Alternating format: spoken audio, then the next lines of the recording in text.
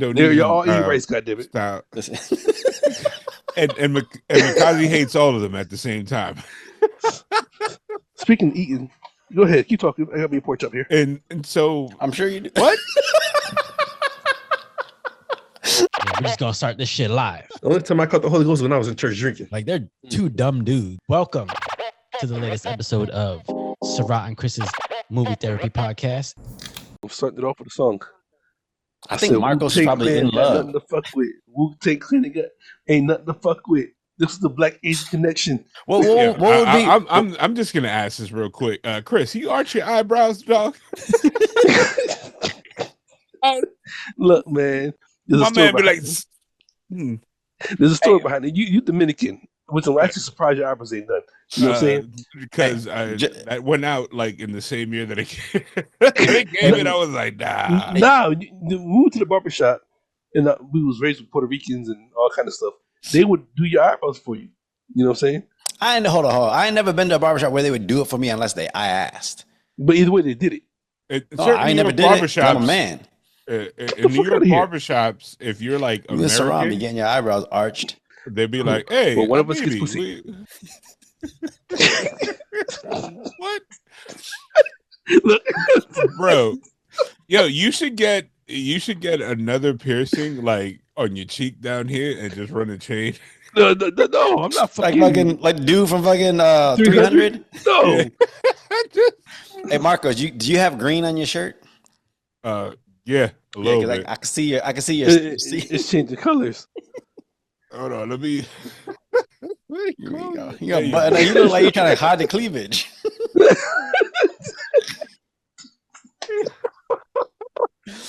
Oh shit! Oh god! All right. Well, speaking of cleavage, welcome to the latest episode of Sarat and Chris's Movie Therapy Podcast. It's your boy Sarat, aka Makazi. Your boy Chris Brown, aka Red Ford Delta. How's everybody doing out there? Your boy at the Sunset Kid 5'6", Marcos. Yo, I don't know if you guys noticed, but every time we do the intro, Chris is like, "Hey, how's everybody going?" Like he forgets there's a whole ass motherfucker next to him. No, but I'm just saying, it's just that's his intro. Yeah, he does. We haven't figured out yours yet.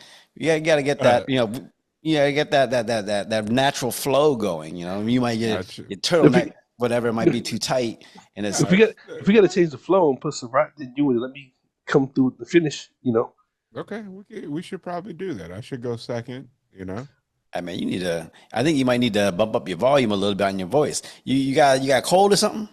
I said we should go. There you go. Talk a like certain way. I should be second, motherfucker. I don't know what. Nothing to fuck with. I don't know why with that when you spoke like that, all I could hear is hey. Because we know you have an affinity for like I don't know if you guys know this, but Sarat is a bodyist. He thinks anybody that's bigger than him is fat. So, listen, because I'm fat. Listen, I'm fat. So everybody that's like, I'm. Right? Sarat is like 148 soaking wet, and he's like, "Oh, you 155?" Bro. First of all, you better calm down. I'll squat you in 2 seconds. Secondly, I'm fat. So if anybody's fatter than me, oh, you big. I'm sorry.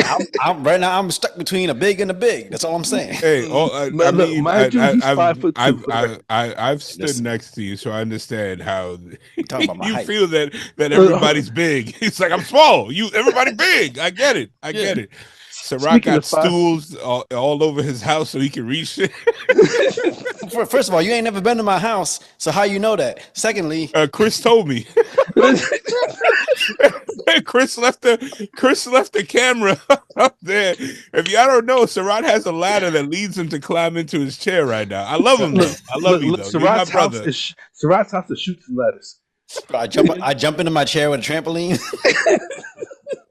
Like you guys ever seen those those old movies that have the library with the ladder that you just spin around? That's Sarat's entire house. Just to yeah. Listen, listen. First of all, I may or may not have a step stool with a couple steps on it for my kitchen.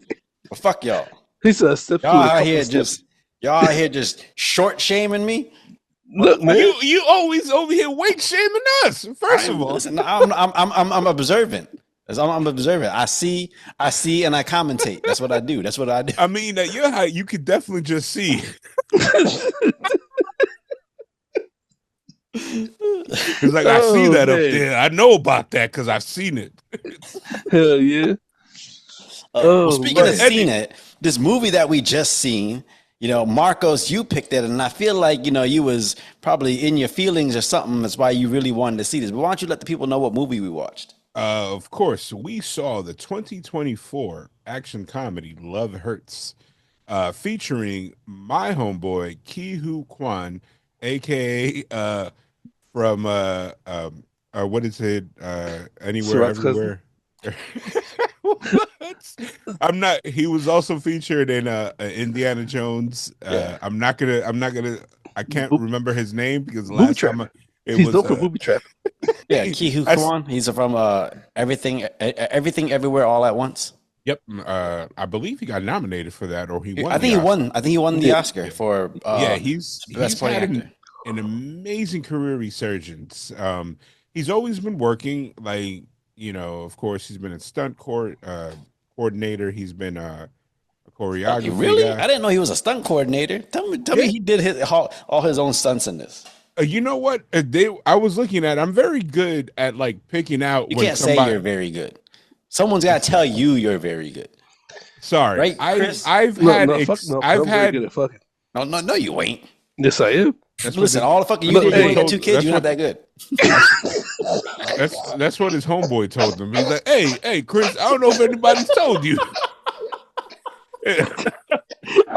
I'm gonna come back for that one, bro. I just want to let you know, my guy, you real good at that shit.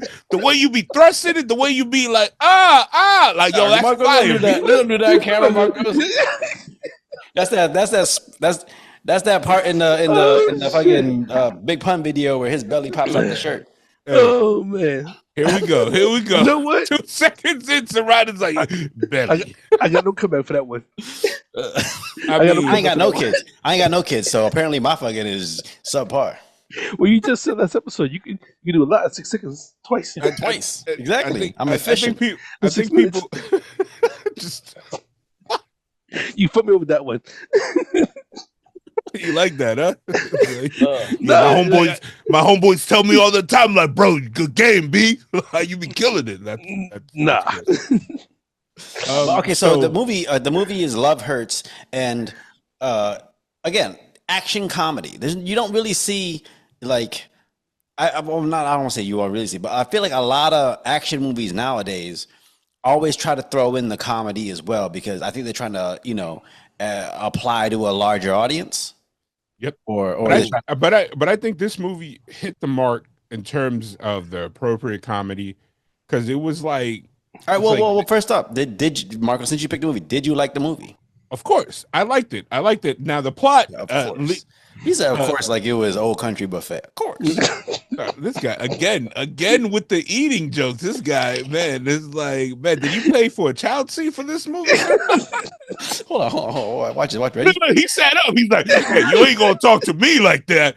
Let me sit on my legs. Let me raise. I gotta raise my chair back up. Hold up." First of all, that's a kid's Batman chair. He got. Oh man. Fuck the chair up. Try to get taller. Listen, what y'all don't know is my legs is swinging right now. I know he's like that Kevin Hart. Like he's like, hey, over there. Hey, what's that over there? Oh man. All jokes aside, but this movie, I thought it was excellent, and I think action comedy. There's certain individuals that could do it well, and I think Jackie Chan is the king of that. Yep. Like he's the king of action comedy, and I don't mean like off the wall slapstick. I'm talking about where it's humorous, and like the action is like I categorize it as the hero or the star is like very good at fighting, but he's trying to avoid the conflict, and it's like instead of him being malicious and defending himself, it's more like him avoidance, like. Yeah, well, so it's a thing that they call like character through action. So for a good example of it is in Rush Hour 1, with the scene where Jackie Chan is trying to protect the Chinese artifacts while he's fighting the people, and it's showing that like his character really cares about all that. And then the humor is after he's all done, the shit gets blown up anyway. And honestly, the lead Marvin Gable, the character, you know, like I said, alluded earlier, he is a fight choreographer. He X-Men, the first one in 2000, he was involved with that. He did the one, which is one of my personal hokey favorites. He was a fight coordinator for the one. Yep. He's the assistant action coordinator. So I'm almost certain he worked hand in hand with Jet Li on that. Well, no, because the fight coordinator was Corey Ewan. So okay. So yeah, and he did a movie 2046, which is an international movie that he kind of was an assistant director. So he has like his hand in a lot of different pots, and of course he did a bunch of TV, but he took like a 30-year break or 40-year break, and he came back with American Born Chinese and Loki, of course, and now he's in White Lotus as the voiceover person.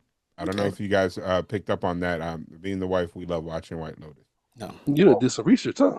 Yeah. I mean, he's one of my favorite guys. He's like, there's a couple individuals. Reading? Come on, whatever. You don't read.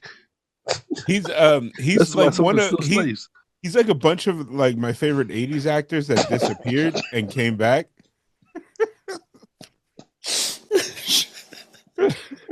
Like, I'm sorry, I'm confused because this is gonna be a fucked up episode. I already know it. Chris, did you like the movie? I did like it. I liked it. Yeah. Why? You know what? Marshawn Lynch, goddammit. Okay. Solid. Okay, so you was happy for the one of the two black dudes in there? Well, the other dude, he was pretty cool. He had blades in the shoes. I could dig that. For a little white woman, I could really dig that. I looked up to see if those shoes were real. I needed like you about to 3D print them shoes, right? Yeah, I want to 3D print them blades, man. Those gauntlets were badass. Like, and I like how he threw blades and the darts with the feather. So he would throw people off on which one he was throwing. Look, I told you I got a lot of racist shit to say. White women accept black men's anger. Yeah. Yep. I'll agree to that. I've seen examples of it. I'll agree to that. Wait, she was like, I can fix him. I can fix him. He's good.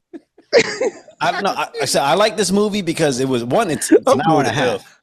Yeah, the movie's an hour and a half, which again you don't really see that a lot nowadays.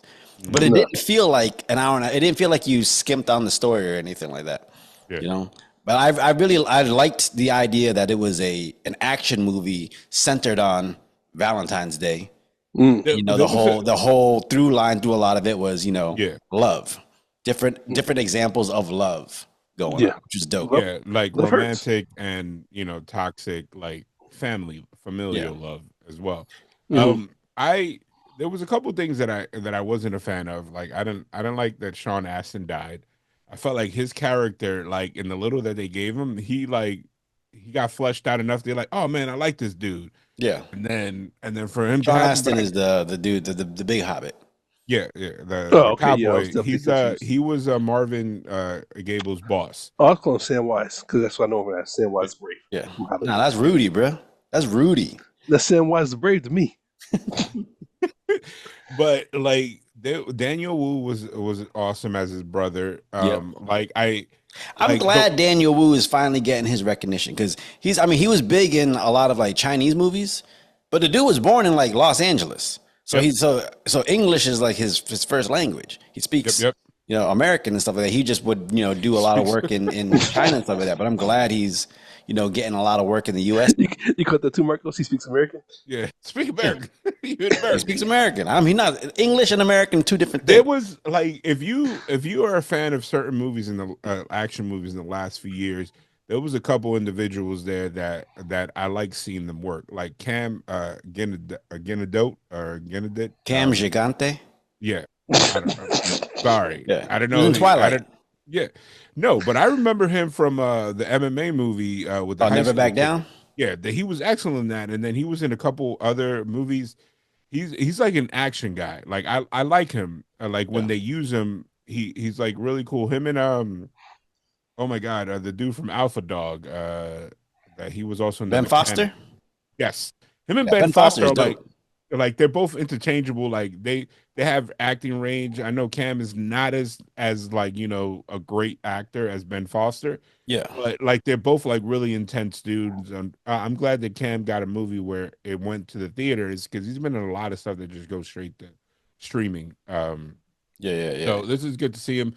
Of course, it was awesome seeing Marshawn. Yeah, Chris, you tell us what Chris, tell us what you thought when you saw Marshawn show up, because it's when you see certain people who aren't actors show up in movies, I feel like people have a specific type of reaction. What was yours? Okay, so you want my honest opinion or my bullshit opinion? Honest. Okay, honest. I'm happy he got more than 2 minutes of screen time. Okay. Because I will say, when there's a celebrity that was like in sports, or for instance, let me bring up the Mummy Returns, when The Rock first came into acting. Mm-hmm. Let's be honest here. How many people went to go see that movie because The Rock was in it at that time? I think there's a good amount of people. I saw it because of that. I mean, I was a fan of the franchise, but I was like, oh, a guy from another world that I like, you know, I think of my fandom like a different world, like, you know, like right now wrestling is hot, but like back then it was hot, but it was still like only certain people really like you. I wasn't talking, like my wife asked me about wrestling the other day. She was like, I saw the John Cena turn heel, and I was like, ma'am, I love you more. like it wasn't like me just like, yep, like I don't know about you, Sarat. I don't know about you, Chris, but like every time I bring up wrestling, it's not like with my cousins or somebody like that. Like, you know, my wife, she'll be like, but you could tell that she's just being polite and like asking me back and forth questions, and but she's like, cool, I'm done with this conversation. Yeah. But like she was actually interested. Like, tell me about this. How come you didn't tell me? I was like, we were out in New York. Like, but what I'm saying is, like, when that movie came out, 90% of the people went to go see it because of Rock. He had like 2 minutes of screen time, and it was CGI. Yeah, it was horrible CGI. Yeah, definitely.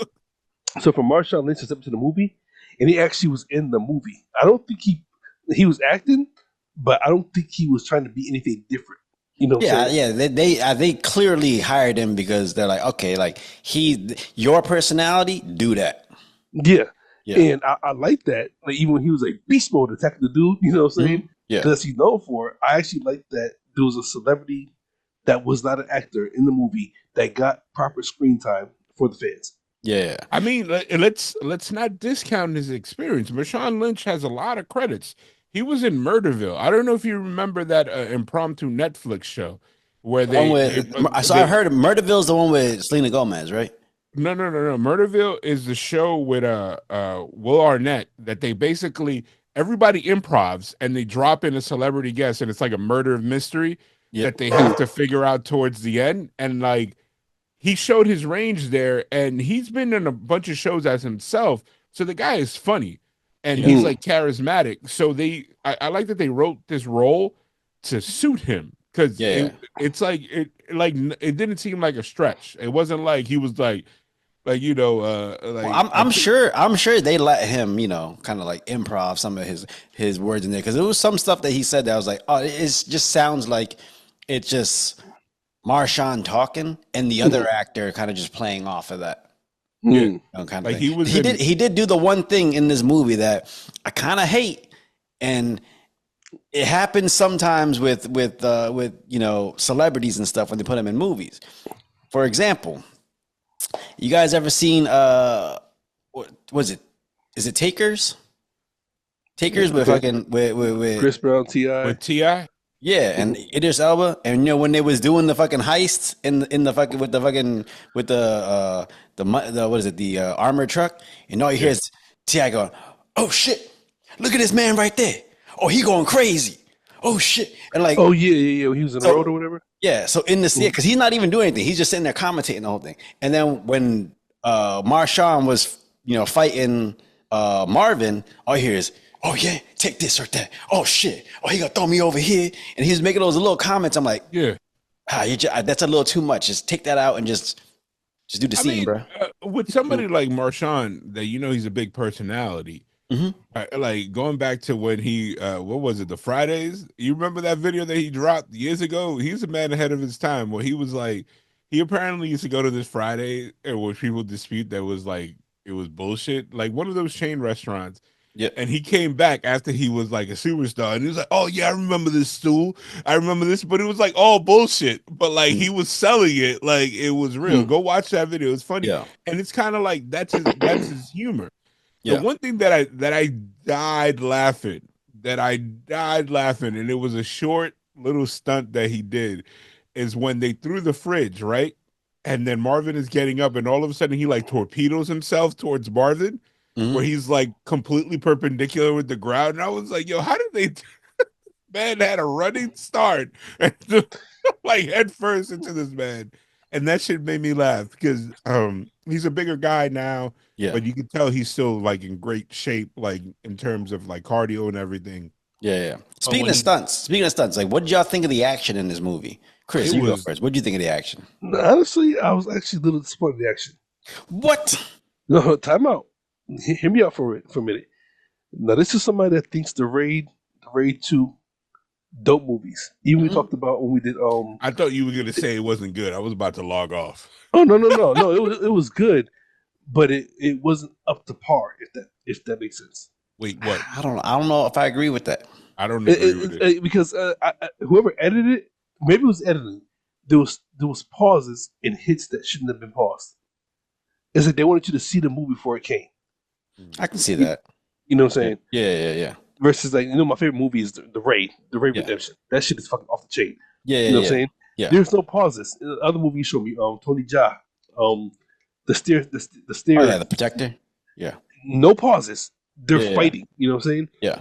Whoever edited, so maybe it's not the actors themselves. Whoever edited the movie, they gave you too much space in between the hits, so you can see it coming before it came. In my opinion. Okay, no, I get that because there is one where it looks like the scene starts like 2 seconds before they go action, and then all of a sudden they start doing stuff. Yeah. Okay, I get that. Yeah. Because so I mean, I feel like the action was done by the 8711, which is a stunt group out of California. But it's Chad Stahelski and David Leitch, the guys that did like The Matrix, John Wick, and all that stuff. So you gotta, and more than likely this movie was put together because it's their production company. It was put together just to highlight their stunt workers. So you again, that's to me that's smart. You put together a production company where you have a bunch of stunt people. So let's put together an action movie to where we just use all our stunt people to do it.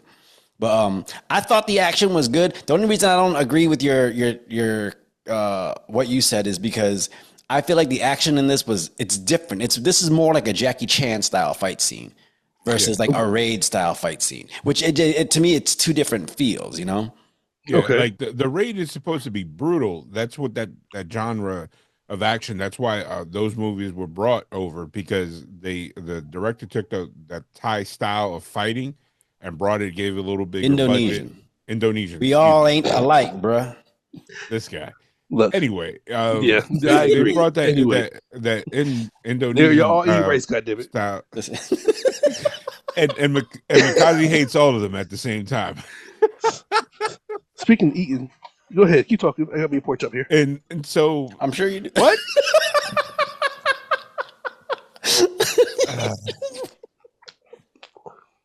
Anywho, so bro, I'm not gonna say nothing. Over there. Is that a breakfast come between the brother and his pork? So, all jokes. You look like me at Waffle House with the steak. So,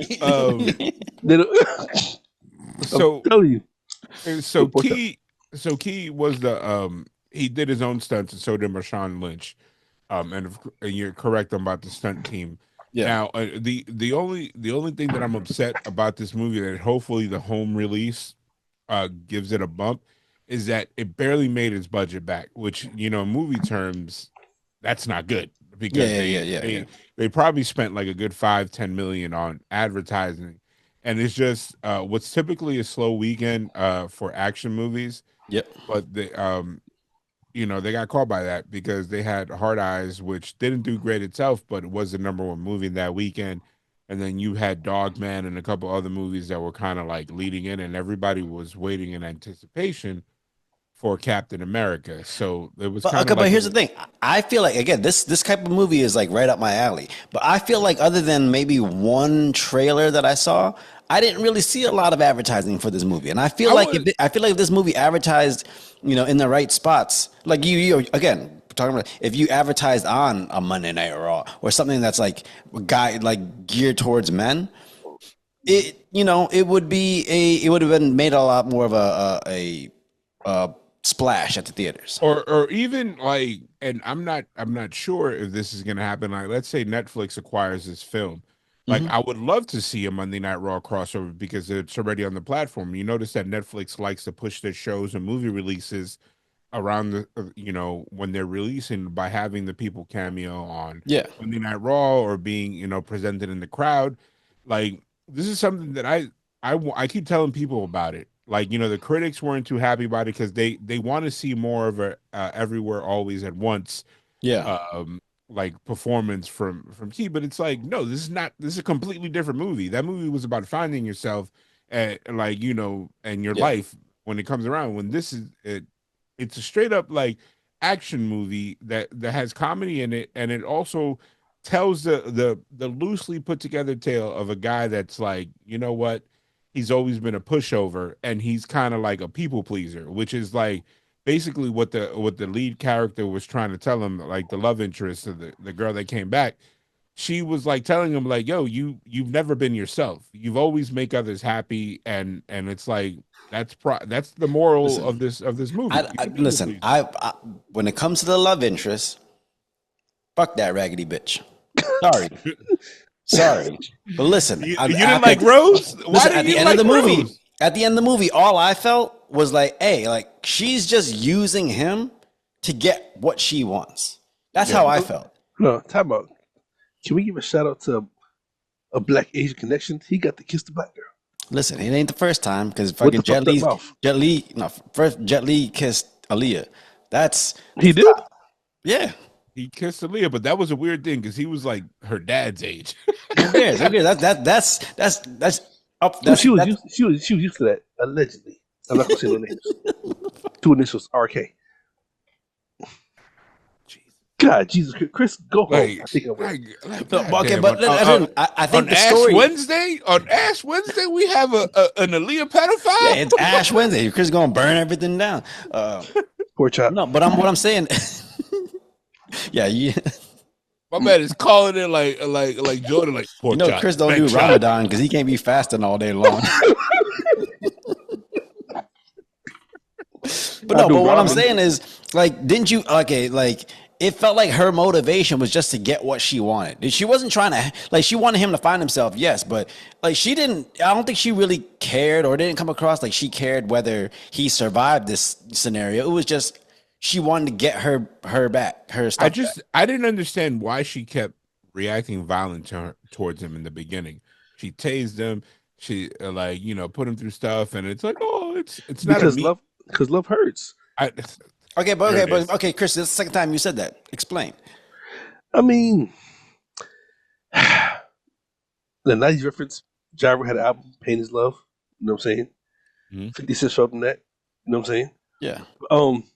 I'm on a real term. When you love something, in my opinion, but this is just me, my story, my life, it's gonna hurt because if you're religious at all, the way they say God talks to you in ways that you understand it, love is gonna do the same thing. You know what I'm saying? And sometimes, if you're used to a brutal, hostile, whatever background, but you thought that was love, whether it's abuse from your parents or being poor, the case may be, you think that's love. Now, you don't understand that it hurts. Yeah. But it's love. But here's the thing. I don't feel like that applies to this scenario because for him, love hurt. He had to essentially, tell this girl, like, hey, like, you need to go away. In order to save you, I got to pretend I killed you so you can go and get away and start your life anew. But I think from her to him, I think she just was trying to manipulate him and get that killer that she knows that he was back just so that he can help her get her shit back. To me, that was manipulative and she was using him. But let's reverse it, though. like here's the thing that like I watched this movie twice, just in preparation for this because I liked it and I wanted to see what I missed again. And one of the things that I noticed upon the first view that I kind of like glossed over me was the fact that she did what she was gonna get killed for. She stole from his brother. And then it was like the whole betrayal was that she'd have got cut out. Like, you know what I mean? Like they backstabbed her while she was already backstabbing the boss. Like, you know, so it's like he was supposed to kill her. And then she went away. He put his life on the line to get out himself and kind of like eliminated Rose, who was a like her role in the whole thing, she was a lawyer. So she was facilitating all this money laundering and everything.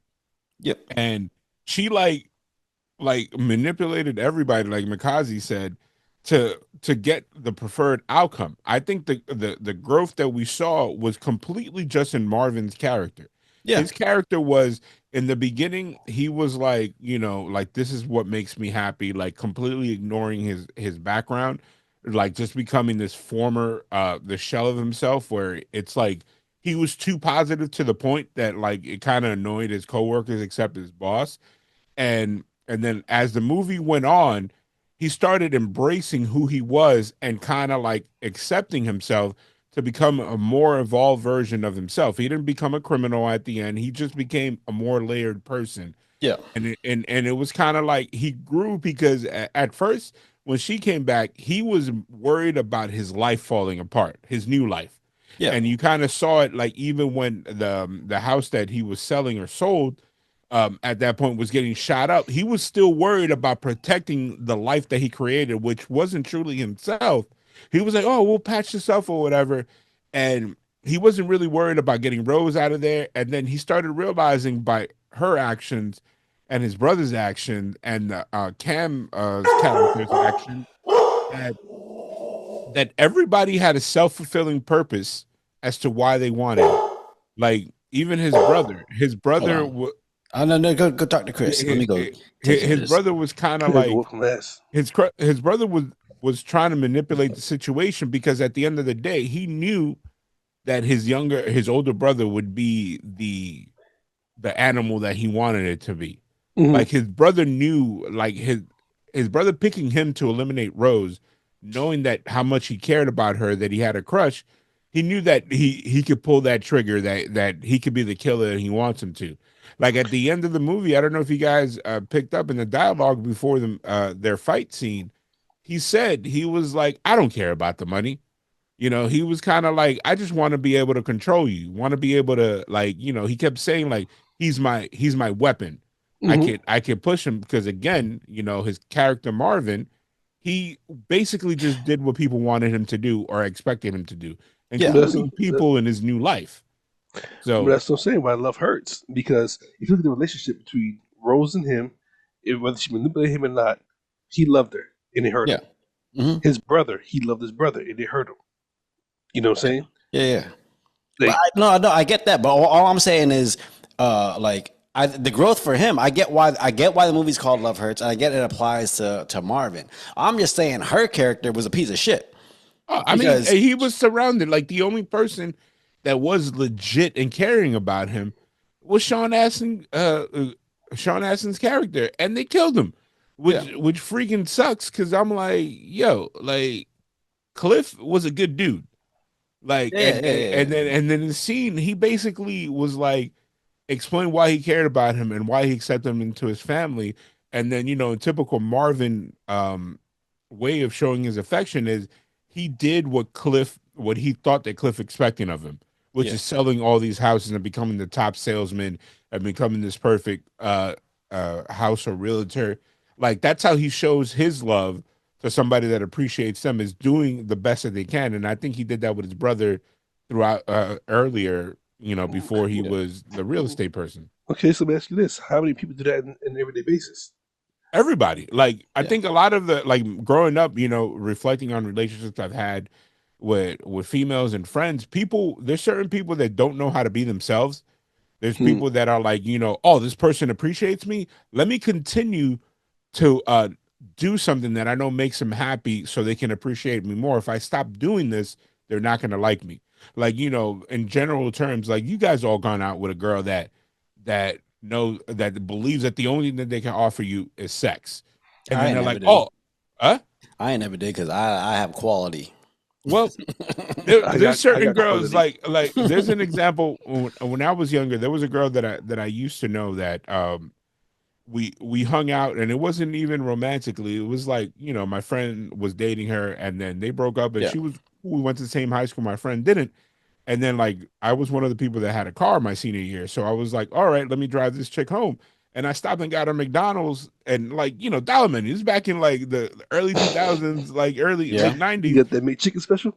No, it was like mad cheap. And this girl was like super appreciative. And it was like, and then there was an awkward moment where she felt like she expected that she needed to do something. Like, whoa, what are you doing? Like this is not, and that's the type of person, because that's the relationship she's had. And then I think about it, knowing, being her friend for years after that, she's always been in a relationship that this is what people used her for. Yeah, and that's how in that instance, I don't know if it's necessarily I don't know if that's necessarily a scenario of someone not being themselves, but more of a person being like low self-esteem, like feeling like, okay, this is the only thing I have to offer, so this is what I'm going to offer. I don't think it's about like not being yourself. I think that's just a, you know, just self-value. You don't have much value in yourself, so you feel like the only thing that you have of value is what you're offering. But I think in the sense with Marvin, I think his character was like, you know, he wanted to create a life that was completely opposite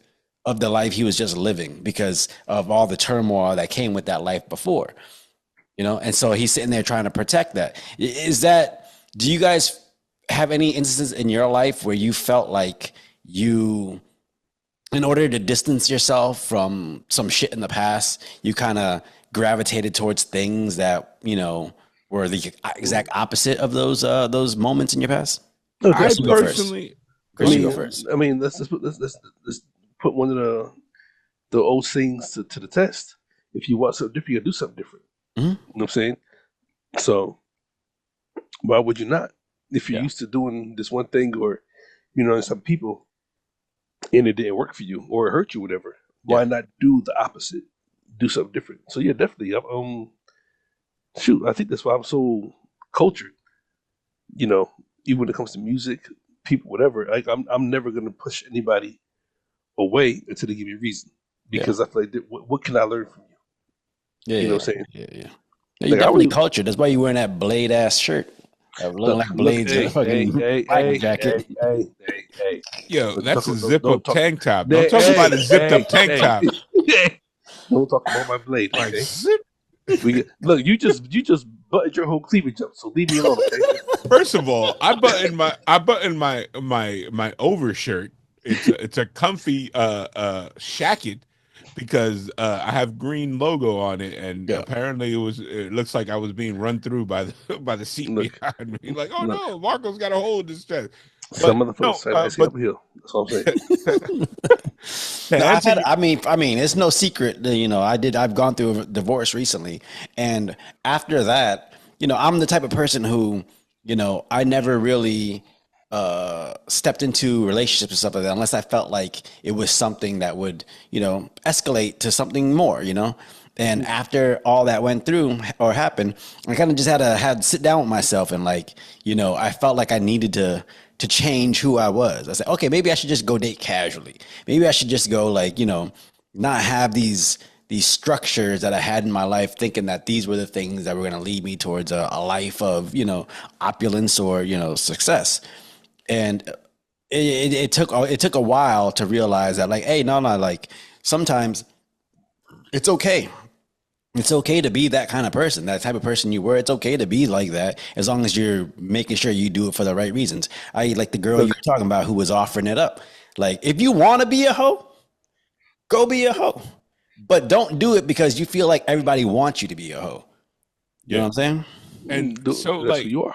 Like, here's a crazy thing about that. Like going in your example, because nothing is popping in directly in my head, because I've kind of like been the same person evolving. Like, you know what I mean? Like I'm very open about my past. I'm very open about my about everything in my life because I feel like I'm not the same person that I was 20 years ago or even 5 years ago. Yeah. Like I try to change because not even for the betterment of myself, for the betterment of my environment and the people that I care for. Mm-hmm. Like, you know what I mean? I don't want to, like, for example, me and my wife, we've been together like dating for about 10 years now, and I don't want to have the same arguments with her that I used to have with her 5 years ago, Yeah. because that Well, of means that course I'm not. stubborn and I'm not changing my ways, even for the better. Because it's like you got to understand, like all relationships is about certain compromise, not Yeah. compromising yourself or your character, but compromising things to make sure that your partner is as happy as you are with them.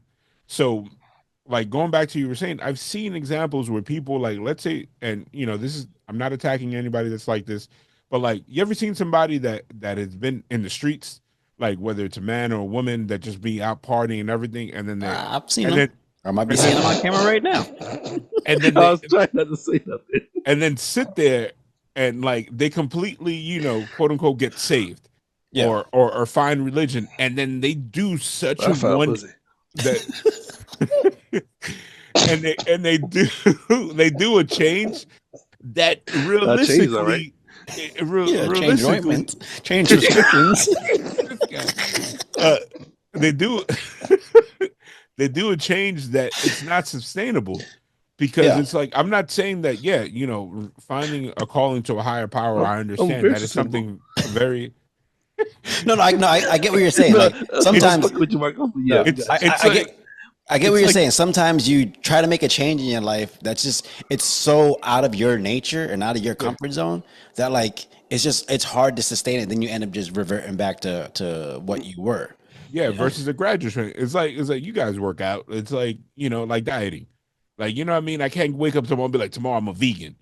Like, Yeah. it's gonna, like, I might stick for a while, but then one day I might be like, man, screw this shit. Like, if you do it gradual, if I'm like, I'm gonna start introducing vegan options so I could kind of like pivot towards that direction, Yeah. that's more sustainable. And like, I think it's just like with your past. Like, if Marvin would have been like, hey, you know what? I'm thinking about getting out, like we can still be cool, like with his family or whatever, we can still keep contact, but I'm done with this. Instead of him just, like, from what I gathered, I feel like he just completely had a different identity, like Well, but here's the thing. He after he got rid of Rose, he clearly went back and told him, "Hey, like I killed her. I did what you needed to." So we yeah. don't know what he went through in order to get it to finally get out. The only reason the brother's going after him right now is because they realize, oh, he lied. Like he Yeah, didn't actually kill Rose. which I think the only reason he was going after him for You got them them eye wasn't, crusties. no, I just had something in my eye. The only why you made it so feminine, That's bro? what I you went did, like this. bro. I That's didn't what you go. did. I didn't go that. You went. Oh My gosh. man. Oh man. Man. I got a question for you. This has to do with the production company. So this is done by the 8711, right? And again, like they do stunts for a lot of companies, but their Mhm. owner or the founder is the guy that also does all the John Wick stuff. Mhm. Could you see Marvin in that John Wick world? Definitely. No. What? I can. Chris. Chris just said no. I need to know why you think he wouldn't fit in that world. And I'm not talking about old Marvin with the mustache. I'm talking about realtor Marvin. No. As crazy as it sounds, I think he's like another Jackie Chan. Like he's more comedy. I don't think he could be that serious. Like to just his fighting style might be, but I don't think it would fit his persona. If that makes sense. I think I want to respectfully disagree, because I think there was You there can't was spell respectfully. I can. Just because you can't read respectfully, if I hold it up Hey, right now. we don't talk about black people reading. We talked about that. Okay. I know. Every you identify all your reading trophies with piercings on your face. It's okay. No, they're Okay, on the titties. we love you. We love you.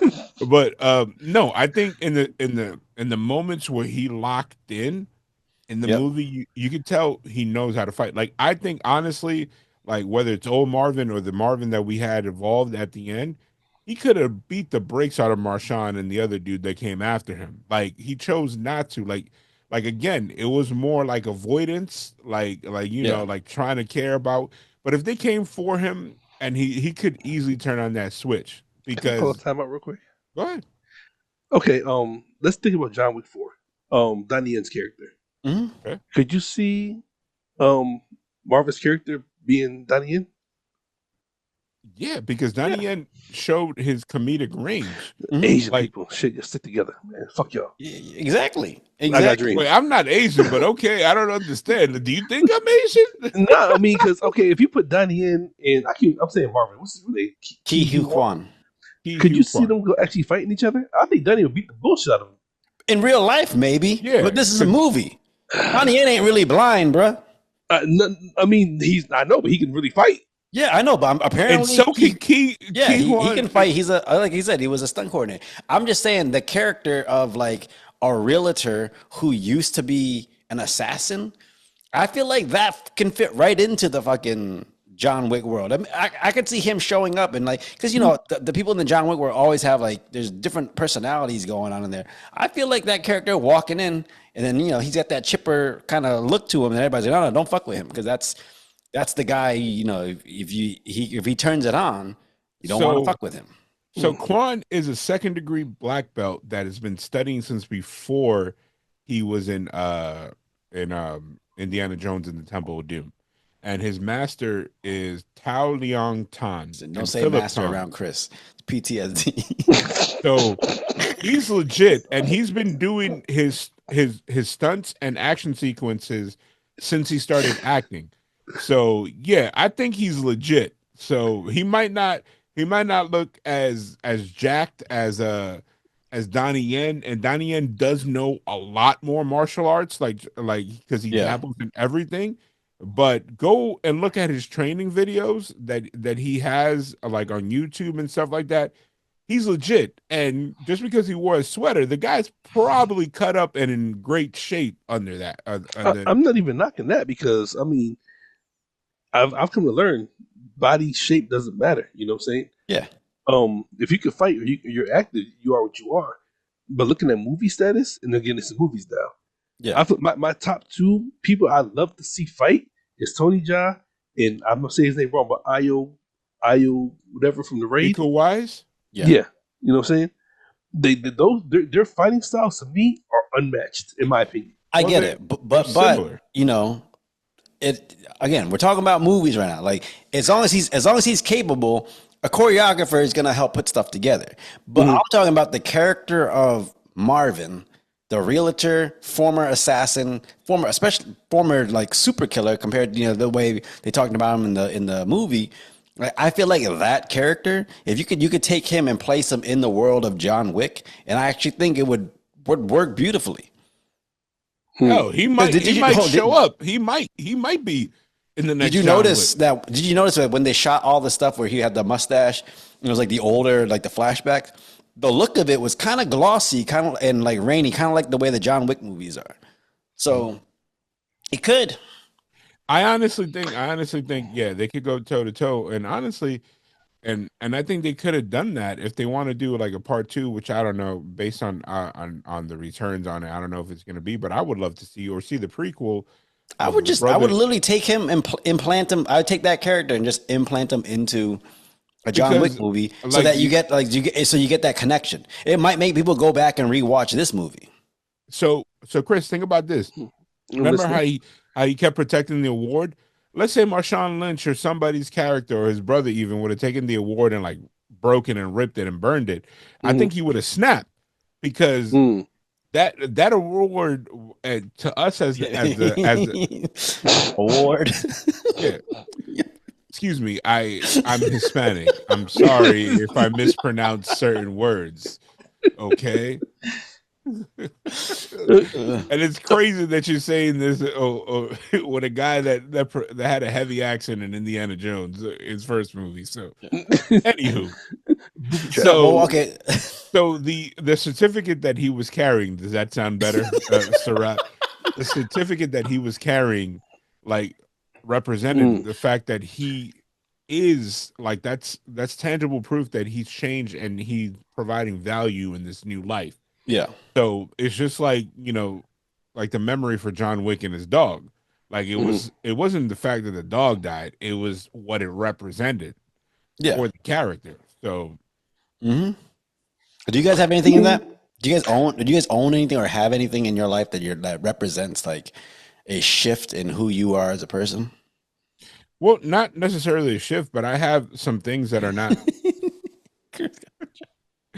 I have a couple of things that are just saying.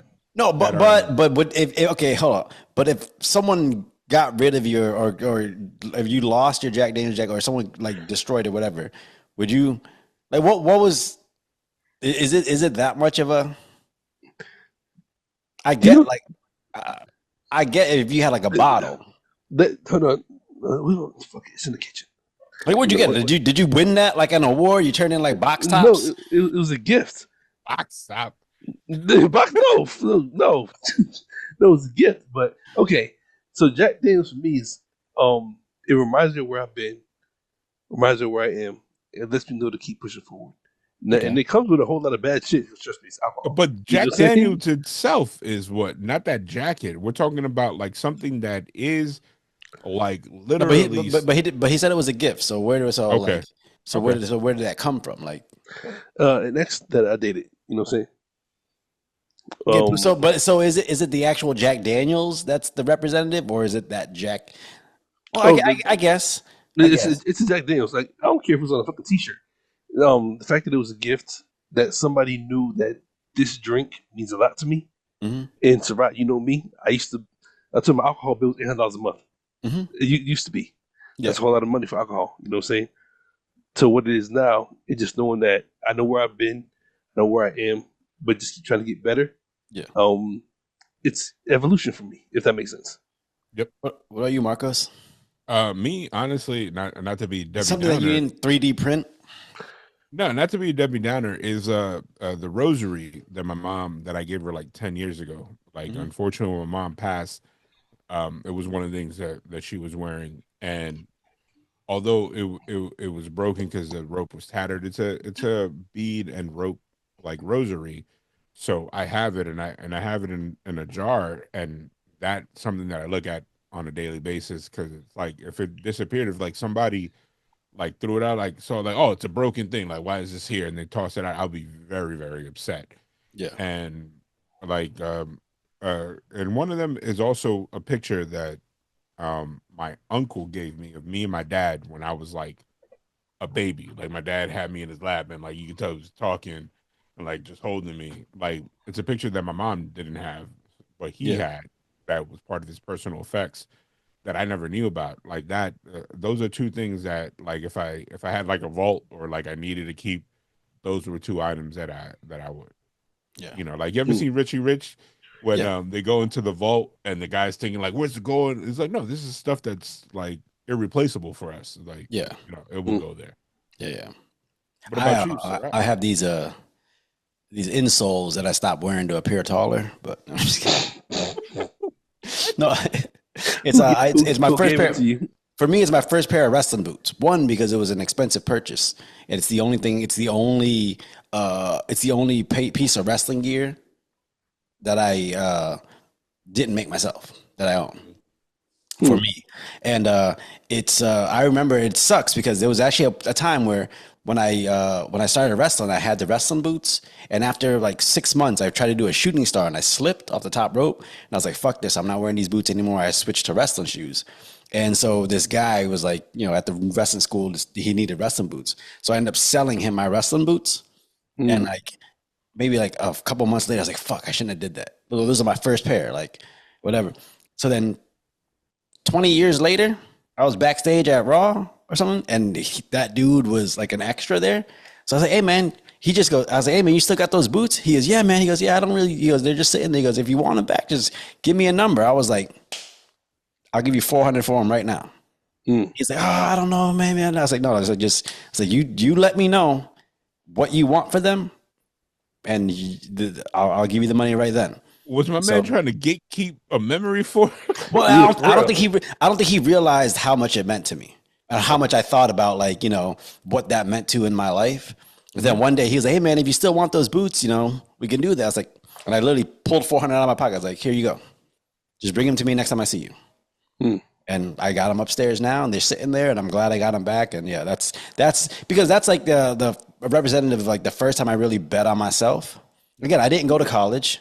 You know, I graduated high school and just hit the road and just started, trying to make a name for myself. And it's really like the time where I was like, especially with what my parents wanted me to. My mom wanted me to be an engineer, even though she don't know what an engineer is.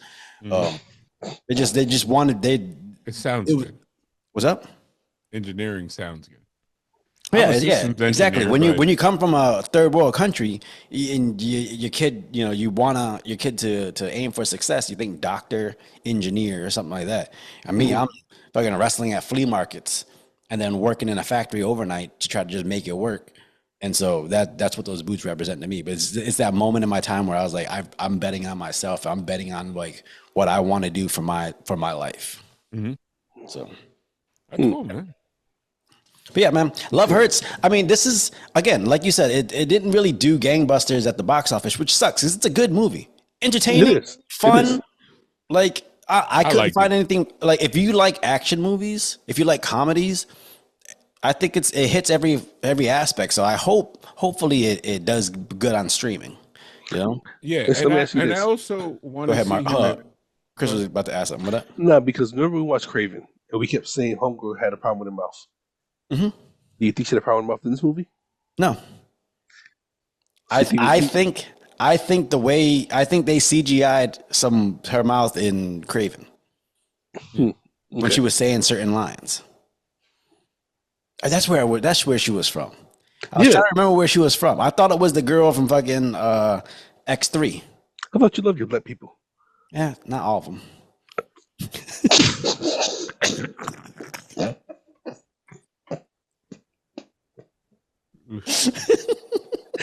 Marcus dropped his head on that one. But no, I mean, I sat back. I was like, I'm not getting involved. Did you think her pronunciation or like the way when she talked, it didn't look like her upper face and her mouth were moving in different ways. In Craven, there's certain scenes where she talks, and it looks like her face is standing still. And her mouth is going, yeah. Okay, I agree. I was definitely looking for it. Like, okay, yeah, she looks a little more natural in this movie. The thing that sucks is that critics gave it generally negative reviews, which is why? What did they say? I mean, clearly they thought it was going to be another, again, Everything Everywhere All at Once, which won the Oscar for Best Picture. Yeah. But like, what were they expecting of it? Were they expecting like this deep thought out movie? I don't know, man. And like this sucks because it's like this always happens when somebody has a film, especially like him. He hasn't. This is the first leading role for him. And it kind of like happened with Jamie Foxx, which I understand, but that was kind of like after he won for Ray. Yeah, there was a movie that was in the can that was supposed to release before the Oscars, but then they released it after. It was about that AI technology with the plane. Remember that Jessica? Stealth. Yeah, and then he got murdered for that. Like people were like, "What is this trash?" The movie was not horrible, but it wasn't the best. Because did you see Stealth? I did. It was just Biel and Josh Lucas or something like that. Okay, yeah. It's like people were expecting that was after Ray. Yeah, that came right after Ray. It was like right after the win. It came out right after, and people were like expecting. It's like, where in this plot are they expecting this role? Like you know what I mean? Like the guy, like this movie wasn't supposed to like be an Oscar winner. It was a first time director. It was written by another individual, a couple other individuals that I think they didn't have a lot of credit behind it. I think this movie was a great vehicle for him to show that he could carry a film. Yeah, I think the critics might have accepted something else. I think he was a great lead. He didn't get lost in the movie. Like I've seen movies where like you're like, who's the lead, and you're like, I don't really like you know what I mean? Yeah, I don't think the action or anything overshadowed him as a character, as an actor. So I thought that was really good. Man, this movie was dope. I hope it does better on streaming. I definitely liked it. I feel like If they did a part 2, if they did a part 2, what would you want to see out of part 2? Can I go first on that? Yeah. I would love to see a prequel sequel. I would love to see how Marvin is before, because I do like the open-ended ending for him, where it's kind of like he's just gonna live his life. But I would like to see the gritty, like to see how crazy he was before this Rose point. Like it could start off like they could go and flesh out the scene where he goes to kill her and then he changes his mind, and then like he'd do a voiceover like, this is how my life was different, but let me show you how I got to this point, type of deal, and then show him. And if they do it fairly quickly, they don't have to do something crazy or like and not cast him in it. Like, you know, they could just show a couple years before instead of like, this is me at 25 and have him like wearing heavy makeup or something. Yeah. If my spin was on it, I'd put it more like a couples intake, where I'd have Rose and Marvin together. I'd have the black dude with the blades and the shoes and the white girl as a couple, and even Marshawn Lynch as partner, not as a couple, but like everything's a partnership. Yeah, and bring them back where the black dude's still hunting Marvin, but he's got his girl with him, and where Marshawn and his partner want revenge because they got the ass whooped. You know what I'm saying? And it's all about, if that was Love Hurts too, it's more about how do you interact as a couple. Yeah. You know, that's my intake. I don't know if I did part 2, I would want to see the world open up again. I would love to see it bleed into the John Wick world, because those Russians or whatever that came in to get the brother. Yeah. I want to see who they are. I want to see where that leads to, and hopefully, like, you know, it leads into like, oh well, there's some other shit Marvin. Like I personally don't care about seeing Marvin in his heyday when he was like a straight killer. I would love to see like, okay, now all of a sudden he's got to start atoning for, or he's got some people that were coming after him because of some shit he did when he was the killer. Mm-hmm. You know, like he's on the run even more. Okay, that'd be okay. Because now because like I think the interesting part about the character is like, you know, he's someone who doesn't want to be that killer anymore. Yeah. You know, like with John Wick, he's like, okay, I'm accepting that I'm going back into my killer role or whatever. Where with him, you could do something where it's like, no, I don't want to be that character. I don't want to be him. I'm trying to escape this life. And all my past is just descending on me now. I think, you know, in your situation, Chris, I would prefer, like, you seen the Jamie Foxx, Cameron Diaz movie? I'm Back or something like that. Yeah, something like it's a new one on Netflix. But yeah, I've seen it. Yeah. It like a situation like that, but with the plot being a little bit different, where like they have kids or something, or they're together and they're still living their life, and then like the Russians, like even though they're removed, they're like, hey, we found out that your brother took more than this, and they come back years later. Yeah, like now we're gonna hold you accountable. But like him trying to still protect his life, but not like them at the end, unlike the Jamie Foxx movie where they're back at it. Yeah. Like, you know, they're in this, they're back to being, you know, killers and grifters or whatever. Yeah. Like it's more like them protecting their life now, like in a more comedy way. Yeah. Like, you know what I mean? But what if it's similar, where something like that, where it's like, hey, again, they got the brother. What if it turns out they find out he stole a lot more? They want to get it back, and they're like, hey, if you don't go get this for us, you know, your brother's dead. So now he might have to go do a job or something like that to save his brother. Yeah, that might be dope. Yeah, I kind of like I don't know. I like the dynamics where two brothers are like at odds, like in terms of like their core, like who they are as individuals, and I find it like the funny. Brothers Grimsby. But like that shit is totally different. It's more like I'm about to pull out something that you guys probably never heard because you guys are younger than me. You act like you act like you 65 and we 20. I'm 43. High school. I'm 43. You guys are like, are you in your 40s yet? I'm 41. Oh, okay. I'll be 40 in July. Okay, so then. Like you guys remember you just stayed back a couple years. That's why we was all in the same grade. do you guys whatever? Do you guys remember, I was never held back, but I do know people that is like, how you graduating with my brother got held back in first grade because he didn't know his colors. Turns out turns out he's colorblind. One of my little cousins, he got held back, and it was attendance because his mom took him to Dominican Republic, and in New York, like they have an automatic, like if you pass these number of days out, you're automatically fail that semester, and it was like crazy because his brothers didn't, and it was because he got sick that year, and I was like, we were like, man, and that was the thing, we were assholes. We were like, oh man, you got left back because you didn't know how to read. So like, but shit, I even lost the movie. You said you were going to bring up a movie that we might not have heard of. Oh, you ever seen The Rising Sun? Like it was an old, like 93, 94 TV show? TV Vanishing show. Sun. Vanishing Sun, yeah. Like I love that. I love the Russell Wong. Come on, Russell Wong, and then they kind of did a different take on it when it was Jet Li, Russell Wong in the Aaliyah movie, Romeo Must Die. Yeah, Romeo Must Die. It's kind of like I love that but I also love the reunion. Like I like when two brothers finally get on the same page, and like they kind of did it in a way, not with brothers, but they did it with like friends that were at odds. Like I forgot what it was. EcoWise was starring in it. It was a TV show that they later finished it with a movie. Man, I know what you're talking about. I know what you're talking about. Wu Assassins. Okay, yeah. Where the guy that that was his rival, that he also came out in Cobra Kai.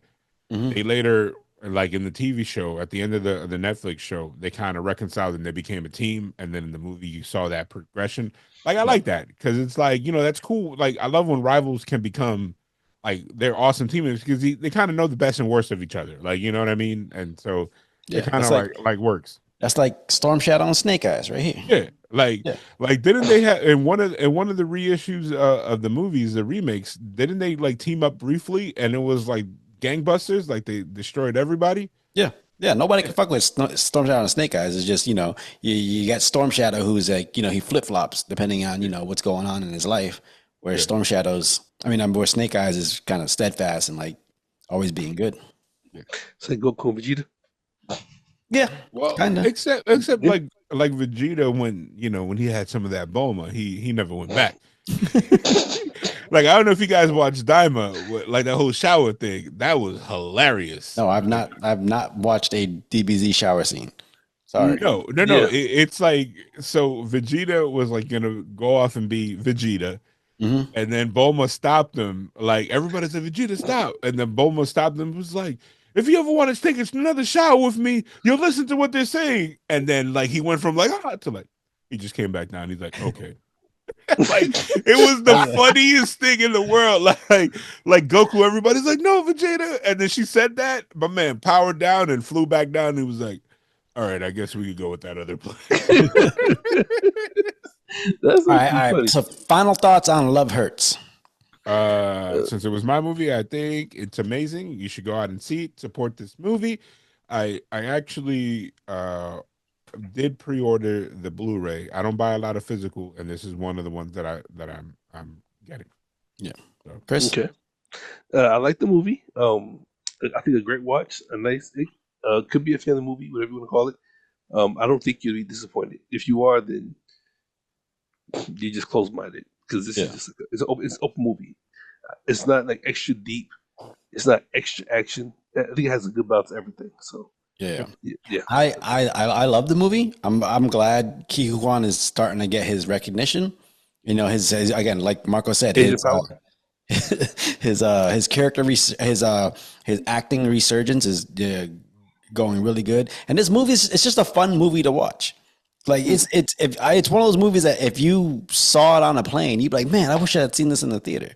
Yep. Kind of thing. Like it's just a fun time. It's got good humor, good action. It's not too deep, but it can be deep if you think about it. So yeah, it's got a little bit of everything. So I feel like you guys should search it out, especially when it hits streaming. Go search it out. You know I ain't shit. What? You know the reason why she kept drawing the mustache on his face? What? Because her scent, she wanted it to stay there.